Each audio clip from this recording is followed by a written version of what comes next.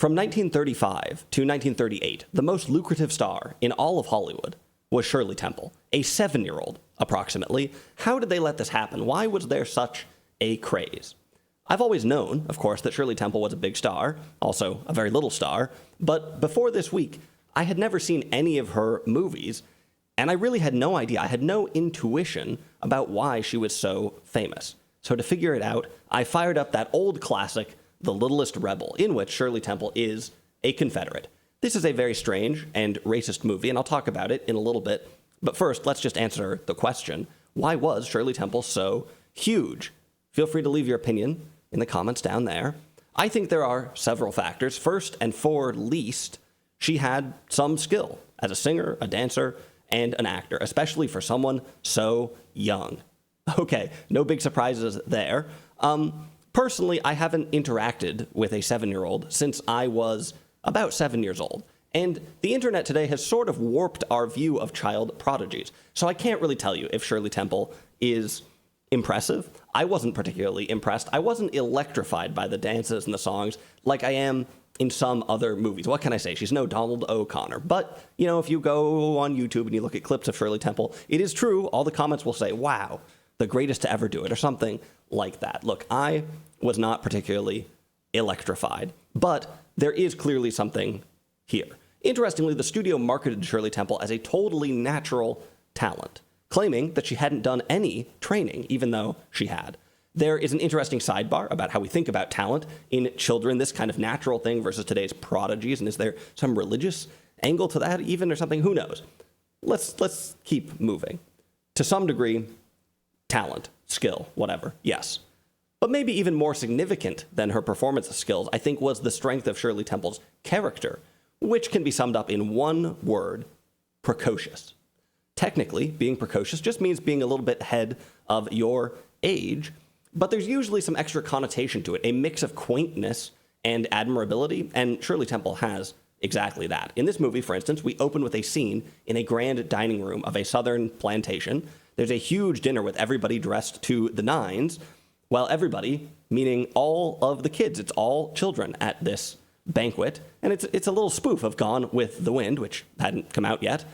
This is a Jim Crow film that idealizes life on the plantation, and we'll come back to that. For now, the point is that this opening scene has a fairly clear comedic logic to it. Look at these kids doing adult stuff. There's something kind of incongruous and absurd about this. If you take a baby and you make them the height of an adult, the head will be way too big, something kind of incongruous and absurd. And yeah, this opening scene, it reads very, very strangely today, but to some extent, it was probably supposed to read strangely, humorously, meme-like at the time. Interestingly, some of Shirley Temple's first movies were direct takeoffs on existing films made for adults, like She Done Him Wrong with Mae West. So there is this spoof of adulthood, this playful mimesis of the adult world, and in this case, of the historical adult world. That's another interesting piece of this movie, is that it's a historical film. Shirley Temple also had some genuine resolve, though. It's probably not all spoof. There's something about the wisdom of a child and the innocence of a child. So precocious, yes, but that means a couple things. And this is, in some ways, a multifaceted character. But more than that, it's just a strong character. It's a vivid character. If you have some scenario and you have Shirley Temple, the rest of the movie basically falls into place. It might not be good, but it basically writes itself. Now, with all stars, there is some push and pull between the star persona and the character they play in a movie. With Shirley Temple, and maybe with child actors in general, this is a little more complicated. Who is the real Shirley Temple? Is that youthful innocence in the film, is that coming from her? Is that Shirley Temple? Or is that part of her star persona? Is that part of the act? A little hard to know. Child stars are interesting.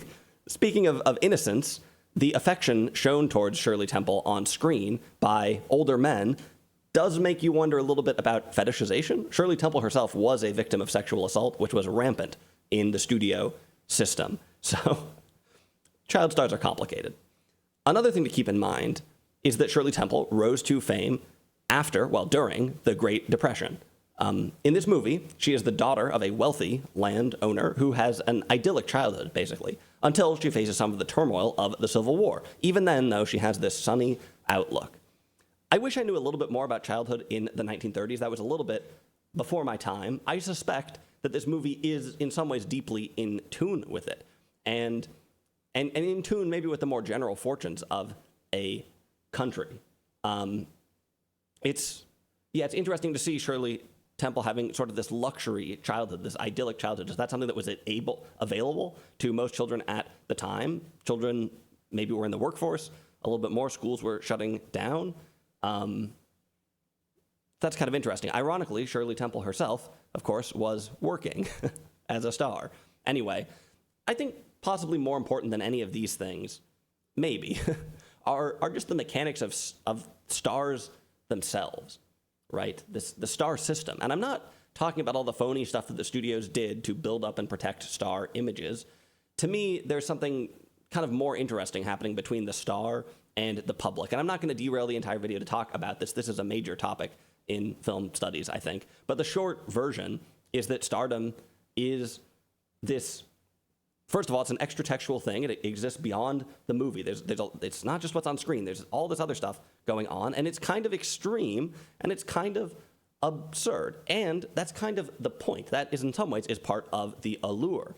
Of course, Shirley Temple was far from the only child actor. Judy Garland, Mickey Rooney, they were around in the similar kind of era.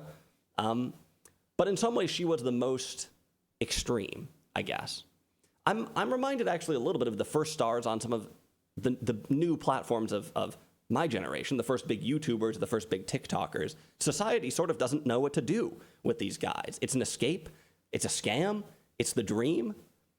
There's something very fertile about this, right? And this isn't quite what Shirley Temple was about, but thinking in those terms can maybe breathe some life back into her and can give you some intuition about fame even long ago. In some ways, I think it wasn't really that different from fame today. You know, there were all kinds of conspiracies about Shirley Temple. There were rumors that she was a 30-year-old dwarf. There were rumors that the studio had falsified her birth certificate, and she was really a year older than they claimed. Actually, that was true. This sort of fandom, it sounds kind of familiar because it's not new. This is most of my thinking about Shirley Temple. I've only seen one of her movies, so please set me straight in the comments if you have some real knowledge about this. I think it's interesting that she called time on her acting career after 1949, besides one brief cameo in Airplane. Whatever her formula was, it sort of didn't last. Interesting. Let's talk about the movie. The Littlest Rebel. This is a bizarre movie, as I've said. A really strange watch. Not easy to watch. There's a lot of racism in the film, and it's also not that great of a movie. There's a few suspenseful scenes. There's a few suspenseful moments. And there's maybe one scene with emotional weight, but otherwise, it's kind of boring. The basic idea is that Shirley Temple is the daughter of a plantation owner. She has an idyllic life before the Civil War breaks out. The pre-war South is depicted as a Shangri-La. There are a lot of black actors in the movie, and they all seem relatively happy to be enslaved. They cheer for the Confederate soldiers as they ride out, and they're confused as to why the Northerners would want to free the slaves at all. The Civil War is shown as an unfortunate misunderstanding with honorable men on both sides, an unfortunate misunderstanding between gentlemen and brothers. I'm not going to spoil.